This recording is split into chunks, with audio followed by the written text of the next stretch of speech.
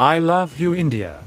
তো গাইস এত খাটাখাটনির পরে একটু জল খাই, দেখবা জলের কি কোয়ালিটি। গাইস দেখবা জলের কি কোয়ালিটি।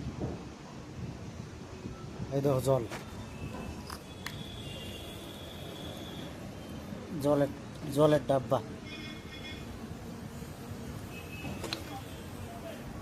গাইস খেতে হয়, গরিব লোক গাইস, না খেলে উপায় নেই, উপায় নাই। কাজ করতে করতে 35-40 ডিগ্রি গরমে কাজ করতে করতে গাড়ির রস রয়েছে, তারপরে এই পচা জল খাতে হয়।